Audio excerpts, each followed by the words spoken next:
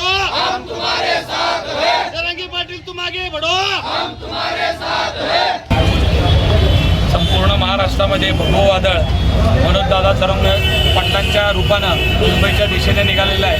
तुम्ही बघितलं आहे काल मनोजदादांना मुंबईकडे रवाना करण्याकरता प्रचंड मोठ्या प्रमाणामध्ये मराठा बांधव त्यांच्या पाठीमागे उभा आहेत। आज सोलापूर जिल्ह्यामध्ये संपूर्ण जिल्ह्यातनं भव्य मोठ्या प्रमाणामध्ये युवक असतील, आमचे युवती असतील, महिला असतील, वडीलधारी मंडळी असतील, लहान असतील, सगळा संसार घेऊन मनोजदादांना पाठिंबा देण्याकरता आज निघालेले आहेत। सोलापूर जिल्ह्यातनं मोठ्या प्रमाणामध्ये मनोजदादांच्या मागणीचा मराठा समाजाला ओबीसीतून सरसकट आरक्षण मिळावं या मागणीसाठी सोलापूर जिल्ह्यातनं याआधीसुद्धा अतिशय अग्रेसिव्ह भूमिका मराठा समाजाच्या सोलापूर जिल्ह्याने वटवलेली आहे। आणि आजसुद्धा खास करून अक्कलकोटहून अमोलराजे मित्रपरिवार असतील, जन्मंजयराजे भोसले यांच्या माध्यमातून प्रचंड मोठ्या प्रमाणात तुम्ही बघितलं असेल अक्कलकोटवासीय सुद्धा आज मुंबईकडे रवाना होत असताना खरंच मला अभिमान आहे। मनोजदादासारखा प्रामाणिक कार्यकर्ता मराठा समाजाच्या मुलांना आरक्षण मिळावं याकरता जीवाची बाजी लावला आहे आणि त्या बाजीला